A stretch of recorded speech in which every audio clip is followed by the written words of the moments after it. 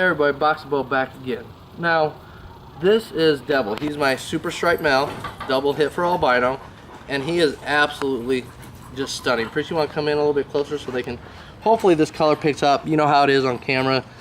But just got huge, deep, rich colors. Just an absolutely gorgeous boy. I mean, just super clean. And he's going to be going to some girls here real soon. No. Sorry, my dog gets really defensive when we're outside. We got a fenced-in yard and everything, but he's a German Shepherd, so he protects his family really well. Now, once I take him out for a walk and stuff, he's fine with people. He's not aggressive that way, but at home and in the house, he's very defensive of us, which is what I want out of my Shepherd. But when he goes for a walk, he knows it's time to behave, and he can't bark at people, and he can't bark at other dogs. But I'm going to go back to talking about handling and knowing your bow and knowing your snakes. Now, I got a boa. Now this guy is not like Dagger.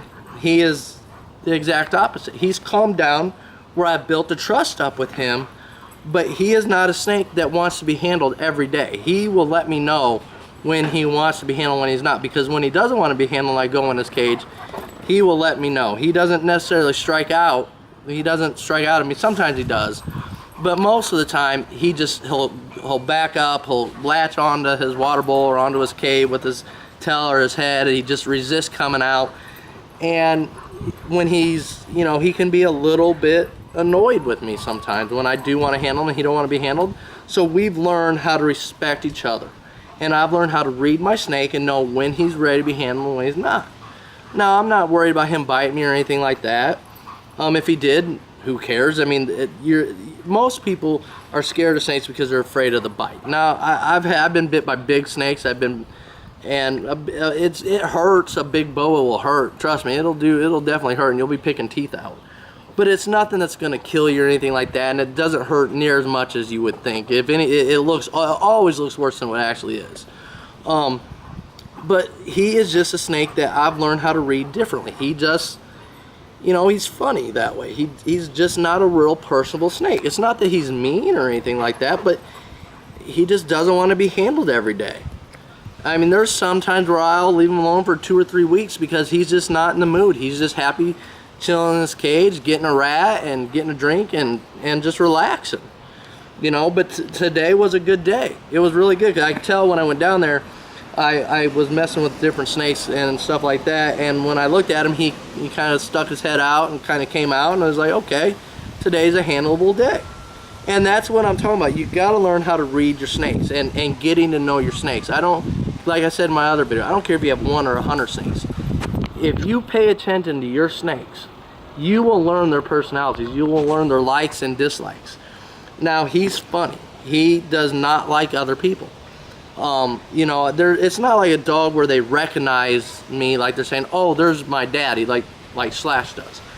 But they definitely pick up on smells and stuff like that. And when I have had people over, he's one of my snakes that will not come out. He will disappear. I don't care if he's sitting on his ledge, if he's sitting on top of his cave, if he's over by the water bowl, laying down sleeping.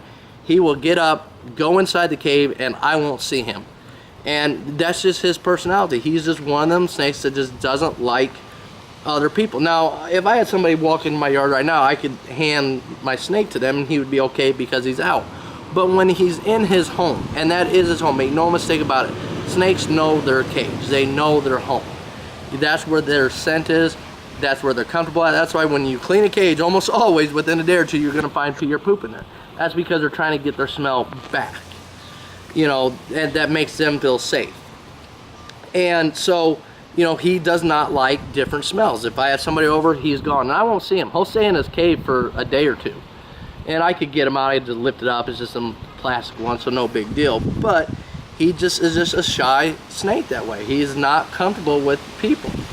He's, you know, and I have Athena, which is another a boa that is definitely like that. She will hiss and huff and puff. She don't strike out, but if I have somebody over and I open her cage door and it's not someone she knows like me or my son or one of my other family members, she hisses, she puffs up, she don't like it. And he don't do none of that. He just goes and retreats. But as I was saying, this is one that I've had to learn how to get to know. I've had to learn his personality. And through that, we've created an awesome bond with each other. He trusts me, I trust him. And that's the type of bond you want to create with your animals.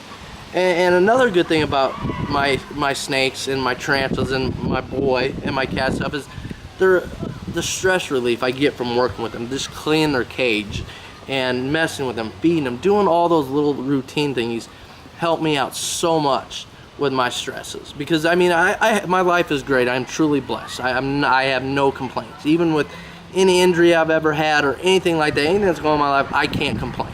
God has blessed me in so many ways. But the one good thing is, when I am like that, I can go down and mess with my snakes. I can get into my tarantula room. I can do things like that, and it takes away everything that's going on. Like, nothing else matters at that point except for them. And that's the great thing about snakes and other animals, is they take away so much because you focus on them. It's not about you. It's not about the trivial things in life. You know, it's just about them and what they're doing and what their needs are, and it's absolutely wonderful. And I mean, you can tell he's not moving around a whole lot. You know, he's comfortable just chilling on me and sitting right here. He's not one that's going to move around a lot. That's just because like I said, he's an insecure snake. You know, he definitely is he's got insecurities. It's not like insecurities like we look at it, but it's more of he's just intimidated by things. So he would rather stay tight like this, and to him it makes him feel comfortable and safe, and I respect that. If you notice, I'm not pulling him apart, I'm not pulling him off me, I'm not moving him around. I'm letting him dictate what he wants to do. And that is the trust we have with each other. So that's just a perfect example of two different personalities of snakes. You saw Dagger all over me, just woo, let's have fun, and you see him, which is like, I'm gonna keep my head tight here, I'm gonna flick my tongue, and I'm just gonna sit here and chill. I'm not, you know, and I'm comfortable doing that. And that's the different personalities. And you can also see his pupils move. I mean, he'll look at different things. You see there, see how I move my hand. Priest walked up closer to him, so you can just tell he's just insecure. He's like, please don't get that too close to me. He's happy just like this, and I'm happy to do that for him. So please, pay attention to your snake's wants and needs, and don't just have a snake think, oh, I can just leave it in the cage and just, oh, it's fine. No, you have to do your work. You have to work with your animal. I can't stand that. They just, oh, it's a pet I can leave in my cage and just forget about it, and I'll throw food in there every now and then and make sure it's got water. No, that's not what they're for. No, you have to learn the personalities. You have to pay attention to their wants and needs. Don't be one of them keepers that just, oh, I'm gonna throw you in the cage, I'll see you in 6 months, hopefully you're still alive when I'm throwing rats in there. You know, don't do that. Pay close attention to your animals. Take time out of your day and just look at them. You don't have to necessarily handle them, but just watch what they're doing. It's worth it. It is so worth it. Trust me, it is. I can't explain it any better than that. It's worth taking the time out and doing those things, going that extra mile to make them happy, because in the long run it makes you happy. So anyway, another little video. Hopefully, you know, I didn't bore you guys with this video. Please like, click, share, and subscribe. As I always say, if you have any questions or comments, just please leave them down below, and you know I will get back with you. And I just want to say thanks for taking the time out of your day and watching my videos. I truly appreciate that. Anyway, hopefully you guys have a good day. This is Box of O. Peace.